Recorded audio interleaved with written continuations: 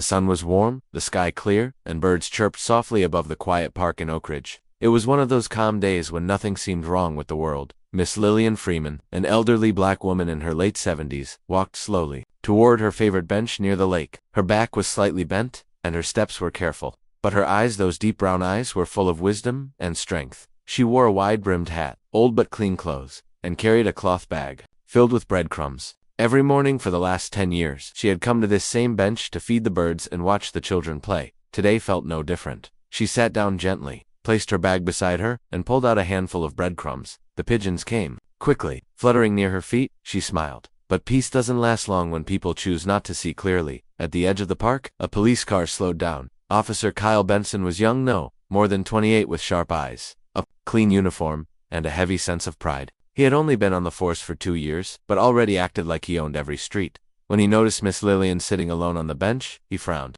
Black woman, alone, big bag, acting strange. He mumbled into his radio, "I'm going to check it out." No one answered. Kyle parked the car and stepped out. He adjusted his sunglasses, walked across the grass, and stopped right in front of Miss Lillian. "Ma'am, what are you doing here?" Miss Lillian looked up slowly, a bit surprised, but not afraid. "Feeding the birds," she said in a calm voice. "Same as always." Kyle crossed his arms. "Do you have ID on you?" She raised an eyebrow. "Excuse me, I need to see your identification," he said. "There've been complaints about suspicious people in this park." Miss Lillian gently set her breadcrumbs down. "I've lived in this neighborhood longer than you've worn that badge, young man." That answer didn't sit well with Kyle. His tone grew firm. "I'm asking again, do you have ID or not?" A couple walking their dog nearby stopped and began watching. Miss Lillian noticed them. She reached into her bag, slowly, and pulled out an old wallet. Her hands were steady. She held out her ID. Kyle didn't take it. Instead, he looked her up and down. "What's in the bag?" he asked. "Bread for the birds," she replied. He snatched the bag and opened it without asking. Inside, breadcrumbs, a hand-sewn handkerchief, a paperback novel with a worn spine, and a small photo of a younger Miss Lillian, standing with a man in a suit and tie. Kyle threw the bag back beside her. "I'm going to have to ask you to leave, ma'am." Miss Lillian blinked slowly. "Leave?" "Yes," he said sharply. "This is a public park, and you're disturbing people." The couple with the dog now had their phones out. They were recording. Miss Lillian didn't yell. She didn't argue. She simply said, "You're making a mistake." Kyle laughed. "No, ma'am, you are." He reached for his radio again, ready to call for backup just in case. But something happened before he could speak. A young woman stepped forward from the crowd. She looked about 25, dressed in business clothes, holding her phone. "Sir, I'm a lawyer," she said. "You need to stop." Kyle ignored her. "Ma'am, step back. Do you know who that woman is?" the lawyer said, pointing to Miss Lillian. Kyle turned slightly, annoyed. "Some old lady who won't leave." The lawyer's voice turned sharp. "That old lady is Lillian Freeman, and if you had paid attention in school, you'd know that name." Kyle's face tightened. "Never heard of her?" A man in the back of the growing crowd spoke up. "She marched in Selma. She was jailed for fighting segregation. She's in history books." Kyle looked at Miss Lillian, confused. Miss Lillian didn't move. She just said quietly, "I fought for my right to sit on this bench, and now you're trying to take it from me." The tension was thick. More people gathered. More phones pointed. Kyle suddenly felt hot under the collar. "You're bluffing," he muttered. The young lawyer pulled out her phone, tapped it, and turned the screen toward him. There it was. Lillian Freeman, 1965, standing with Dr. Martin Luther King Jr., her fist raised, her eyes full of fire, the same eyes that now stared calmly at him from the bench. Miss Lillian spoke again, voice steady. "I've faced dogs, water hoses, and tear gas. I've been beaten, called names, and locked up for daring to sit at a lunch counter. And now, a child in a badge wants to treat me like a criminal for feeding birds." Kyle's hands dropped to his sides. His mouth opened, but no words came out. Someone in the crowd said, "You should be ashamed." Another whispered, "That woman is a legend." Kyle took a step back. I didn't know." Miss Lillian stood slowly, straightening her back with quiet pride. "That's the problem," she said. "You don't know, and you don't care to learn." She picked up her bag, her breadcrumbs, and looked around. "But maybe today is your lesson." She walked away without another word. The crowd moved aside to let her pass, and Kyle, he stood alone in the middle of the park, suddenly aware of just how small he was in front of a woman the world had forgotten, but shouldn't have. The video was only 3 minutes long, but by the time the sun went down, it had already been viewed over 500,000 times. In the video, you could clearly see Officer Kyle towering over a quiet old woman sitting on a bench. You could hear his voice sharp and loud. You could hear her voice too, calm, clear, unshaken. And when the name Lillian Freeman was spoken, the comment section exploded. "Wait, the Lillian Freeman? This man just tried to remove a civil rights legend from a public bench?" This is why we need to teach real history in schools. By midnight, the name Miss Lillian was trending in the city and across the country, but for Officer Kyle Benson, the night was long, quiet, and cold. Kyle sat in his apartment, staring at his phone. He watched the video again and again. He heard his own voice, harsh, rude, proud. He watched himself ignore the lawyer, the crowd, and Miss Lillian's soft warning. You're making a mistake. He didn't sleep that night, not even for a minute. The next morning, the police station was flooded with calls. Reporters showed up at the door. Protesters stood outside with signs that read, "Respect our elders, honor Lillian Freeman. Ignorance is not an excuse," Kyle's captain, a gray-haired man named Lieutenant Parker, called him into the office. His voice was low but serious. "Do you know what you've done, Kyle?" Kyle sat down, eyes heavy. "I didn't know who." She was the captain's side. "That's not the point." He slid a folder across the desk. Inside were copies of news articles, speeches, and award fizzle. With Miss Lillian's face, there was one of her being arrested in the 60s, another of her receiving a Medal of Freedom from a former president. Kyle looked down. "I didn't learn about her in school." "Then maybe you should have learned from listening." The captain looked directly at him. "You're suspended, effective immediately. Until further notice." Kyle nodded. "Yes, sir." He got up and left the room. Across town, Miss Lillian sat at her kitchen table sipping tea. Her small home was filled with memories, old photos, books, and handwritten letters. The walls were lined with black and white pictures of marches, rallies, and signs that once read, "We shall overcome." The phone rang. Again. She ignored it. The doorbell rang. This time. She stood up. When she opened the door, she was surprised. It wasn't a reporter. It was the young lawyer from the park. "Miss Lillian," she said gently, "I just wanted to thank you." Miss Lillian smiled kindly. "For what, child?" "For showing us what quiet strength really looks like." She handed Miss Lillian a brown envelope. "The mayor's office asked me to deliver this. They want to hold a ceremony to honor you." Miss Lillian shook her head slowly. "I didn't sit on that bench to be honored. I sat because I always sit there." "I know," the lawyer said, "but sometimes people forget who built the road they walk on." Miss Lillian looked down at the envelope. "Tell them I'll think about it." She closed the door gently.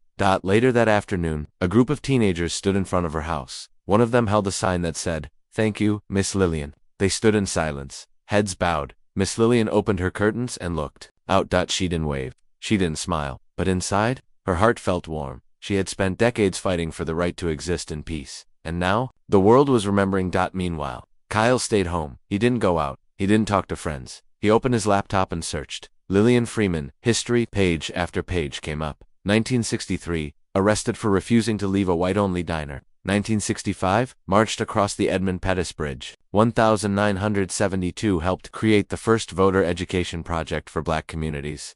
He watched interviews of her on YouTube. She spoke with grace and fire, never bitter, always strong. One clip caught his attention. "We didn't fight for revenge. We fought for dignity, for respect, for a seat at the table." Kyle sat back in his chair. "What did I do?" he whispered.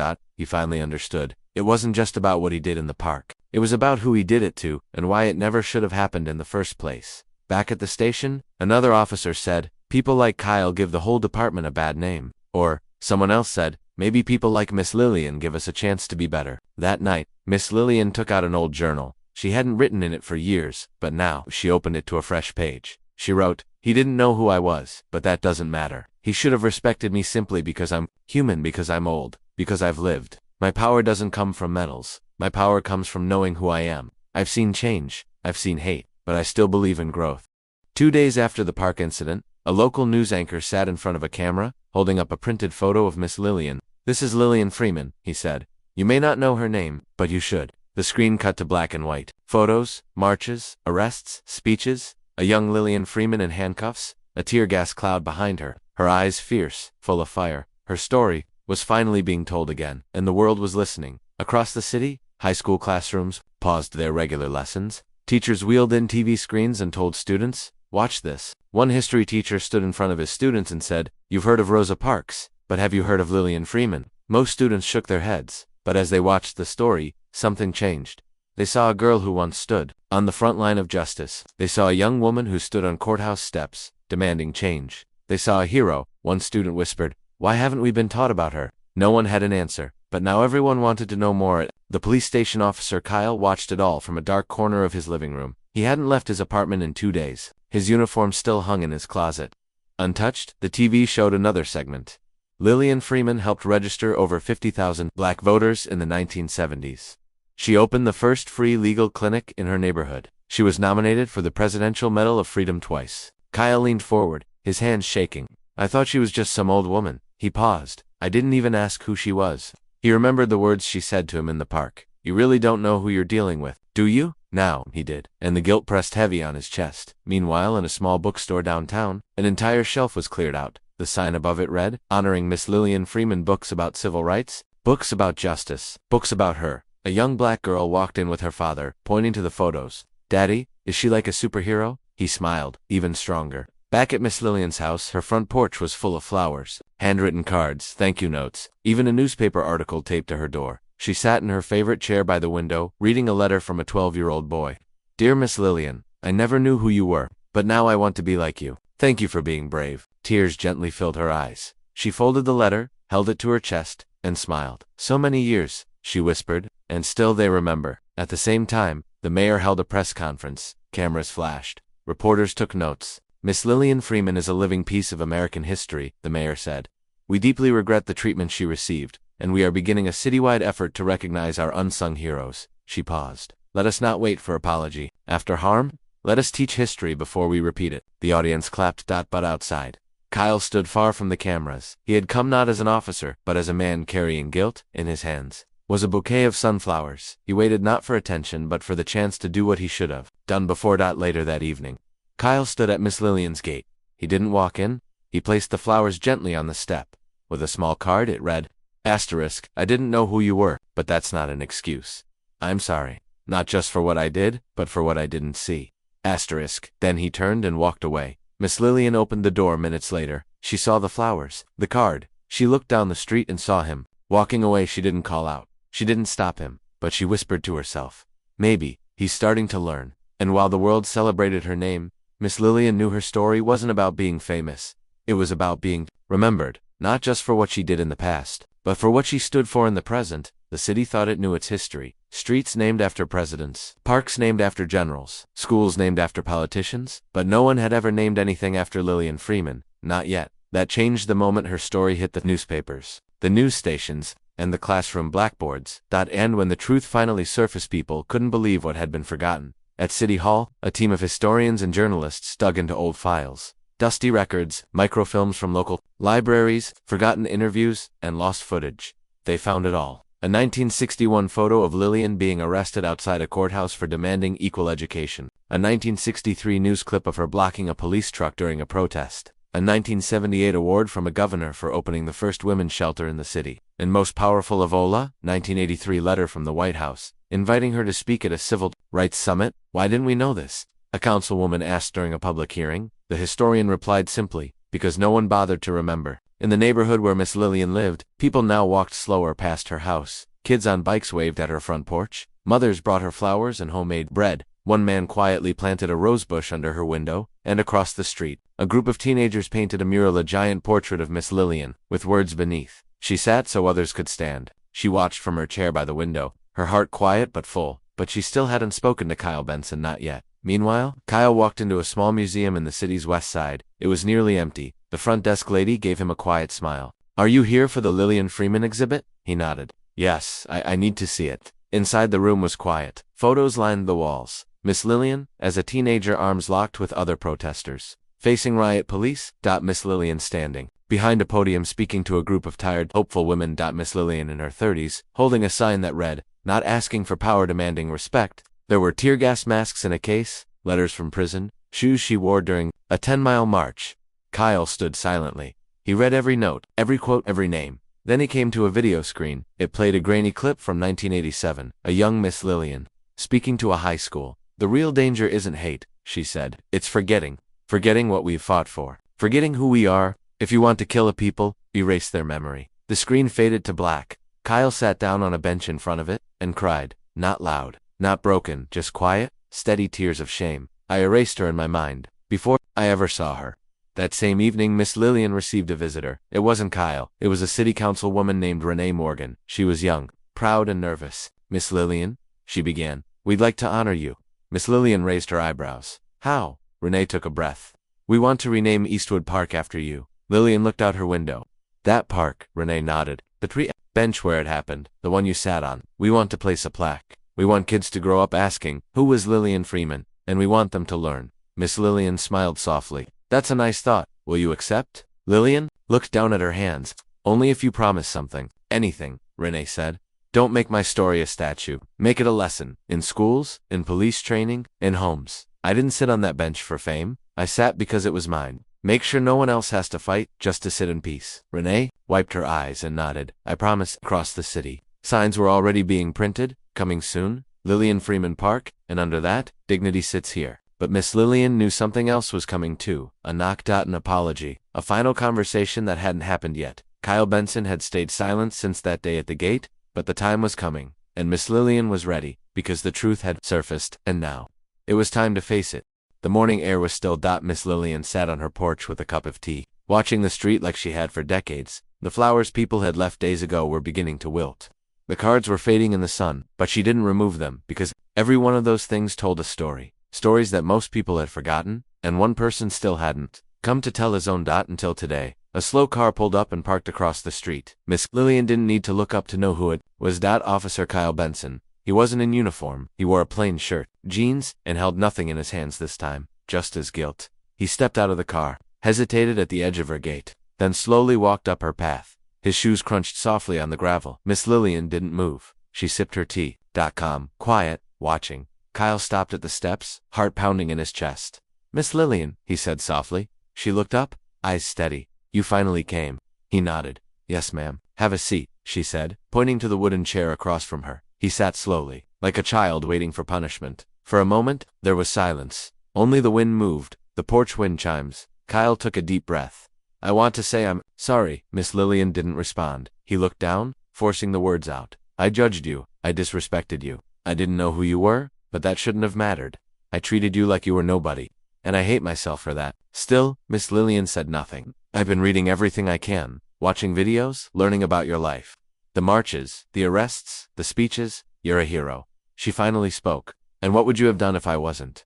Kyle blinked. What if I wasn't Lillian Freeman? What if I was just some old black woman on a bench? No medals? No history books? Would you still be here? Would you still be sorry? Kyle looked stunned. He didn't answer right away. I don't know, he admitted. She nodded slowly. Then your apology isn't enough. Kyle's eyes filled with tears. I understand. Do you? She asked softly. Because every day, people like me are treated like they don't belong because of the way we look, because of our age, because we sit too quietly or walk too slowly. She leaned forward, her voice steady. You didn't just disrespect me. You disrespected my history, my years, my pain. Kyle's lips trembled. I thought, if I apologized, it would mean something. Miss Lillian looked him in the eyes. Regret is easy. Change is hard. Then I'll change, he said quickly. I promise. She leaned back, watching him. What will you do different, Officer Benson? He swallowed hard. I'll speak up when other officers act like I did. I'll ask questions before I assume. I'll listen to people's stories. I'll remember that badge doesn't mean I'm better than anyone. Miss Lillian nodded. That's a start. He looked at her again. I know you don't have to forgive me. She raised one hand gently. Forgiveness isn't a gift you get to ask for. It's something you earn, slowly, with your actions. Then I'll earn it, Kyle said, quietly but firmly. She looked away for a moment, then back at him. Old son, I've been fighting this fight longer than you've been alive. I've seen worse men than you, and better ones too. But if you want to be better, you've got to carry the weight. Kyle nodded again. I will. They sat in silence. The wind moved the chimes again, and for the first time, Kyle felt the silence wasn't angry. It was heavy, but honest. Later, as Kyle stood to leave, Miss Lillian spoke one last time. Come back sometime. He turned. Really? You're not done yet, she said. You've got more to learn. He smiled softly. I will. And he walked away. Not free, but for the first time, walking the right direction. Inside the house, Miss Lillian picked up her journal. She wrote, he came, with small words, and big regrets. It wasn't enough, but it was something. Maybe, just maybe, change can come in quiet steps. Kyle Benson stood in front of his bathroom mirror. He stared at himself, hard, like he was trying to find something behind his own eyes, something he hadn't seen before. Who was he? A man in his late 20s, a police officer, a son, a grandson, now, a symbol of something ugly. He splashed cold water on his face, but it didn't wash away the feeling in his chest, because the problem wasn't on his skin, it was inside, and it had been there for a long, long time. Later that day, Kyle drove to the edge of town, to a quiet old house that used to feel like home. He hadn't been back in months. The front door creaked as he stepped inside. Kyle, a deep voice called from the kitchen. Hey, Grandpa, he replied. His grandfather, a tall man with tired eyes and rough hands, walked in with a cup of coffee. Didn't expect you today. Kyle sat on the couch. The same couch where, as a boy, He used to eat snacks and listen to stories. But now, he had a different kind of story to face. "Grandpa, can I ask you something?" "Sure." Kyle looked down. "When I was a kid, did you ever talk about people like Miss Lillian?" The old man raised an eyebrow. "What do you mean, people? Like her? Black people? Civil rights? What happened back then?" His grandfather took a long sip of coffee. "Wasn't my business," he muttered. Kyle frowned. "But we lived through it. You were around when all that happened." The old man sat down. "Yeah, and we kept our heads down. Didn't want trouble." Kyle's voice dropped. "But silence was the trouble, Grandpa." His grandfather didn't speak because he knew it was true. Kyle went to the attic later that evening, dust-coated old boxers and forgotten memories. He opened one marked high school. Inside were his old notebooks, yearbooks, and a faded flyer from an old-school assembly. Black History Month. Cancelled. Low interest. Kyle stared at it. "No wonder I never learned," he whispered. The truth hit him hard. He hadn't just ignored history. He had grown up in a world that made it easy to erase. That night, Kyle sat at his desk and opened a blank notebook. He started writing. Page 1. What I thought I knew, that fairness was colorblind, that history didn't affect today, that being polite was enough. He flipped to page 2. What I know now, that silence is loud, that respect isn't automatic, it's earned, that Miss Lillian shouldn't have needed a medal to be treated like a person. He kept writing, not for anyone else, just for himself. Because change doesn't begin in protests or policies, it begins in private truths. A few days later, Kyle signed up for something new, a local community awareness course. He sat in a small room filled with people, teachers, store owners, students, all there to learn about race, history, and healing. The speaker pointed to a quote on the screen, "You cannot fix what you refuse to face." Kyle felt the words cut into him. Because now, he was facing it, all of it. And the more he listened, the more he realized something painful. He wasn't a bad man, but he had done a bad thing. And it wasn't the first time he had looked away when he should have spoken up. That had to end now. After class, Kyle walked home through the neighborhood. He saw an elderly black man walking slowly, carrying groceries. For a moment, Kyle hesitated, but then he stepped forward. "Sir, can I help you carry those?" The man looked surprised, then smiled. "Sure, young man. That'd be kind of you." It was a small thing, but to Kyle, it was everything. Later that night, Kyle sat on his balcony, staring up at the stars. He thought of Miss Lillian, her strength, her stillness. She hadn't yelled, she hadn't cursed him, but she had looked into his soul and seen what was missing, and now he was working to rebuild it, not just for her, but for everyone like her, and for himself. The big day had come. City Hall was full. Reporters lined the sidewalk. News vans parked at every corner. Everyone was talking about the same thing. Today, the city will officially rename Eastwood Park to Lillian Freeman Park. The mayor would speak, a marching band would play. Students from nearby schools had been invited to witness the moment. There were flowers, a stage, and even a shiny new sign waiting to be revealed. Lillian Freeman Park, where dignity sat, and history stood. But Miss Lillian hadn't arrived yet. People whispered, "Is she late? She must be getting ready. Maybe she's nervous." But the truth was something else entirely, because Miss Lillian wasn't at home, and she wasn't in a car on the way to City Hall. She was walking alone down the same sidewalk she had walked for over 40 years. Past the grocery store, past the school, past the church where she once organized food drives and voter sign-ups, and finally she reached the park, the old one, still unchanged. No reporters, no music, no audience, just the same bench where it all began. She sat down slowly, opened her cloth bag, pulled out a handful of breadcrumbs, and smiled as the pigeons fluttered near. Back at City Hall, the mayor stepped up to the microphone. "Ladies and gentlemen, today we are proud to honor a living legend, Miss Lillian Freeman." The crowd clapped. "She has changed our city. She has reminded us of our forgotten heroes. And now, we give her this park, forever named after her." The mayor turned to the staff, unveiled the sign. The curtain dropped, flashbulbs popped, but someone in the crowd shouted, "Wait, where is she?" The mayor looked around, confused. So did the crowd. Miss Lillian's chair on stage was empty. A young boy named Jordan, no older than 10, tugged on his father's sleeve. "Dad, what if she didn't come because she doesn't need a park named after her?" The father looked at his son. "What do you mean?" "Maybe she just wants people to treat her and others like humans, not statues." The father blinked, then nodded. "Maybe you're right." A small news crew finally found her still on the bench, still feeding the birds. The young reporter walked up quietly, camera in hand. "Miss Lillian, the city is waiting for you. They're about to name the park." Miss Lillian looked up, peaceful as ever. "I know. Are you not going?" She smiled gently. "They've named streets after people and still forgotten who they were. I don't need a sign to prove I mattered. I just need people to act better than they did yesterday." The reporter was speechless. "But everyone wants to see you." Miss Lillian pointed to the birds at her feet. "I've sat on this bench for 10 years. No cameras, no speeches, just quiet." She turned to the reporter. "Tell them I'm honored. But if they really want to celebrate me, they should remember the why, not just the who." Meanwhile, At the ceremony, Kyle stood in the back of the crowd, holding a single sunflower. When he heard she wasn't coming, he smiled softly. Of course, he whispered. That's her power. She doesn't need the stage. The stage needs her. Later that evening, the mayor gave a press statement. Miss Lillian has made her choice. She reminds us that symbols mean nothing without action. So today, we not only rename this park, we announce a new scholarship fund in her name, a civil rights education program in every school, and mandatory history training for every new officer. The crowd cheered because Miss Lillian's voice had been quiet, but it had moved mountains. That night, she sat at her window with her journal and wrote, "They offered me a park. I gave them a mirror. I hope they look into it." 1 year later, the park was quiet, no cameras, no speeches, no ceremony, but something had changed. Children now ran across the grass. Where a bench once sat forgotten, that bench still stoodled and simple, but now polished and clean, with one small metal plaque that read, "Miss Lillian Freeman sat here, in peace, with purpose." Next to the plaque was a second one. "Dignity is not given, it is owed." People passed by and paused. Some took photos. Others just stood in silence. But none walked away without feeling something, because she had sat there, and now, the whole city knew what that meant. In a classroom across town, a young teacher named Mr. Carter stood in front of his students. Who here knows who Lillian Freeman was? Every hand in the room shot up. A girl in the front row said, "She didn't just sit on a bench, she sat for all of us." A boy added, "She changed a whole city without shouting."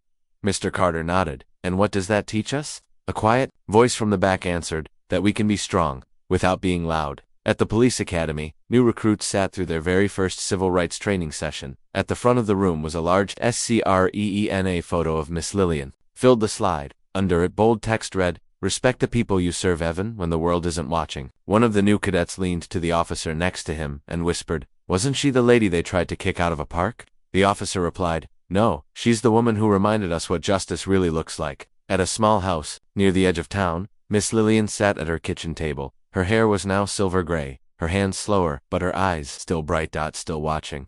A knock came at the door. She opened it to find a young girl, maybe 15, with a notebook in her hand. "Miss Lillian?" the girl asked nervously. "Yes, child. I'm writing a school paper about you. I read everything I could, but I wanted to hear it from you. Just one thing." Lillian smiled. "And what's that? What kept you going all those years?" Miss Lillian looked out the window, then back at the girl. "Hope," she said, "and the belief that someday, a little girl like you would ask me that question." The girl's eyes filled with tears. "Thank you. You're welcome. Now go write that paper and tell it like it mattered." That night, Lillian sat by her window, watching the street. The stars blinked softly above the trees. She opened her journal one last time and wrote, "They tried to erase me, but I left a mark too deep. They thought I was just a woman on a bench, but I was the bench. The truth they ignored sat with me, and now, the world remembers." She closed the journal and smiled, because she knew something for sure now. History didn't forget her.